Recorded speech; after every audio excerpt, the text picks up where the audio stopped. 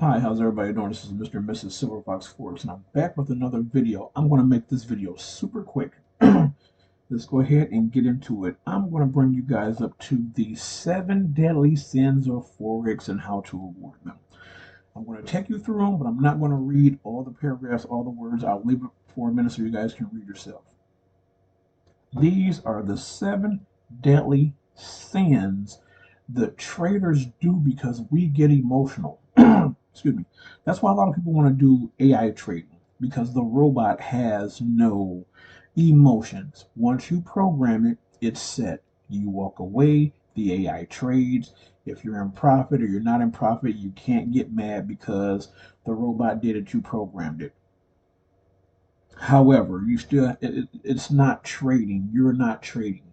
The robot is trading for you. Now, I know we want to make trading easier, but to proclaim that you're a great trader, creating the robot is good because you're great because you did create the robot. But you're not manually trading.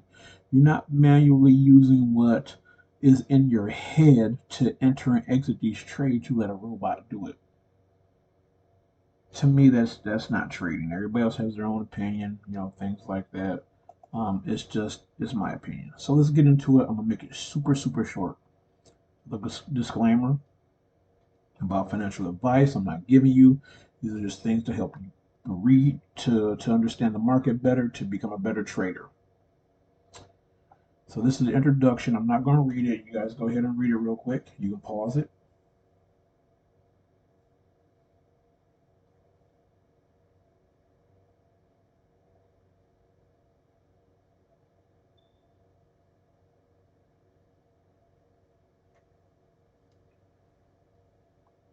Okay, let's move on to the next part here.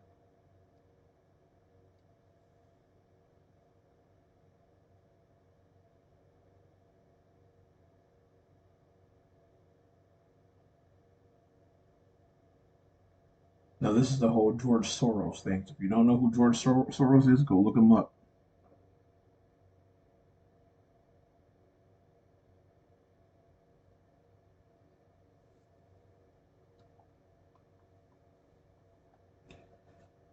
So, the first deadly sin, you guys can read patience. See that domino right here? See this? I'm going to draw this guy here. See this? That's that one trader who can't wait. He's impatient because everybody else is ahead of him. He wants this line to hurry up and move. We do that with trading. We want the trade to hurry up and come, and we force things to happen. And when we force things to happen, we get in trouble.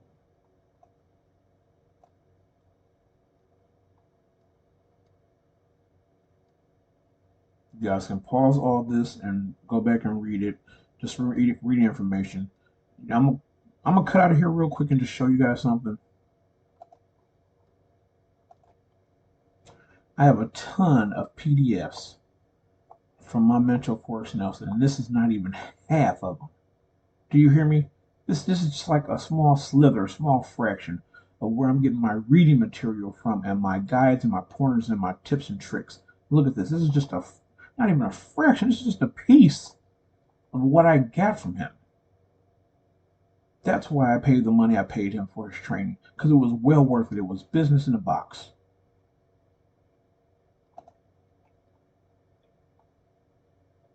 More information, you guys can go ahead and pause and read.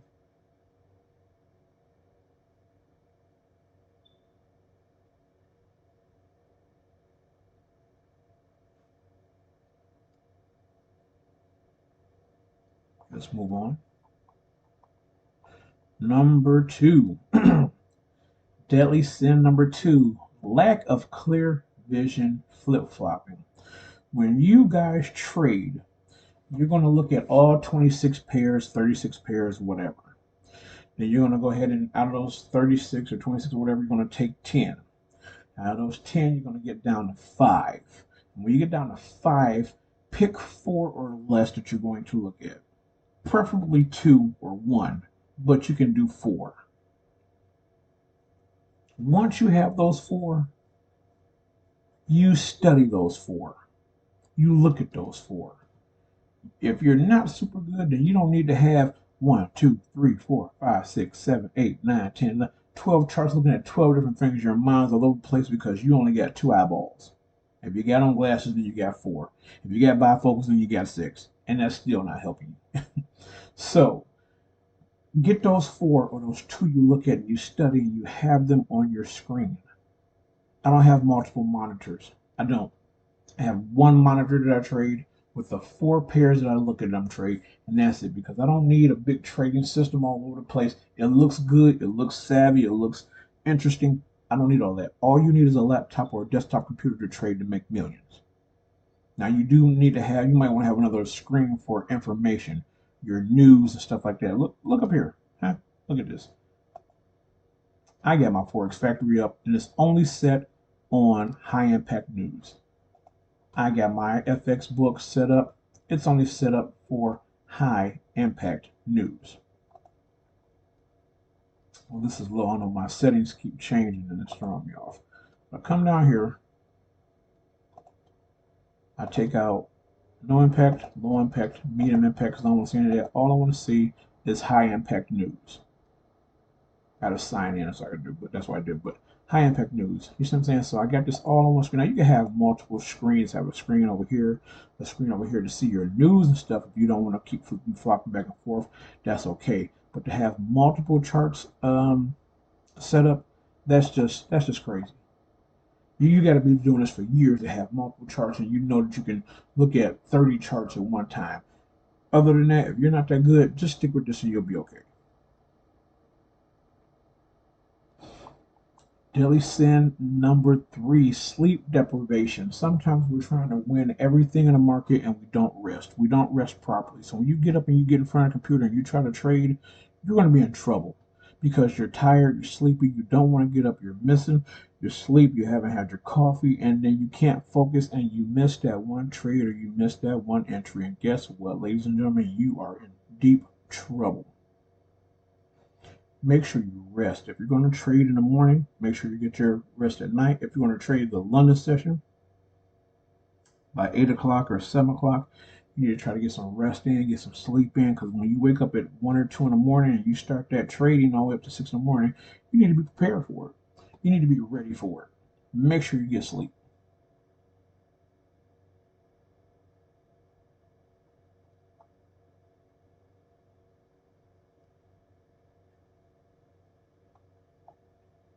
Deadly sin number four, over trading.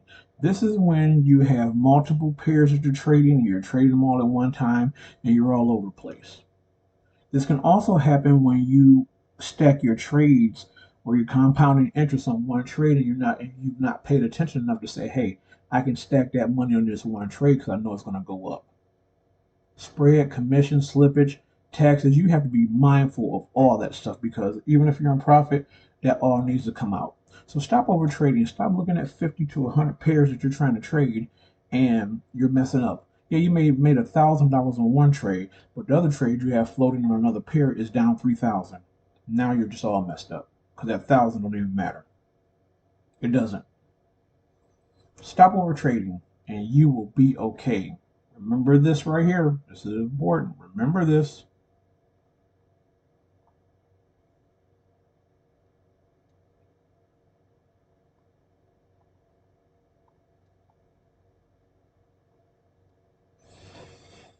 Reliance on outside sources.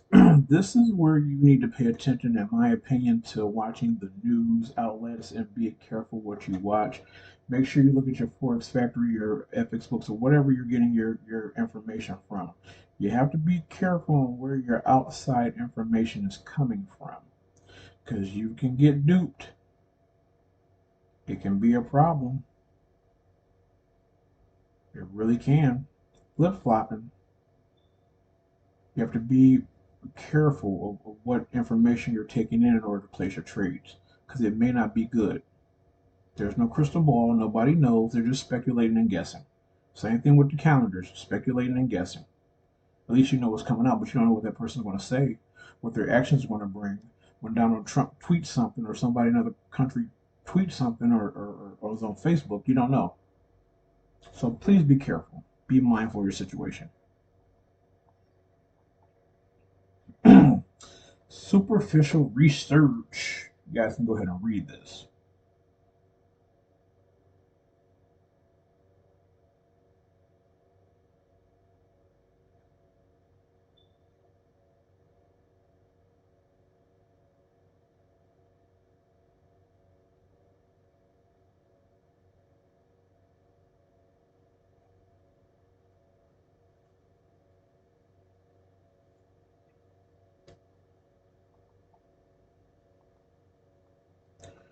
And one of my personal favorites, over leveraging. 200 to 1 is great. When you start doing over 200, when you leverage, you get yourself in trouble if you don't know what you're doing. You could be in trouble quick. Does it increase your trading capital? Yes, it does. Does it put you at risk to really mess up? Yes, it does. So you have to be careful with your leverage setting. 200 to 1 is good. When you start doing 400 and 500, you have to be a professional. I mean, you have to really know what you're doing to leverage that kind of money and leverage that kind of account so that you don't get in trouble and blow your account. Be mindful of that. Look at this guide down here letting you know your market and the market price change and the account. You know what I'm saying? You have to be mindful of these things so you don't get blown out. I don't like 50 to 1. It's not enough depending on who you're with. But, 200 to 1 is good enough.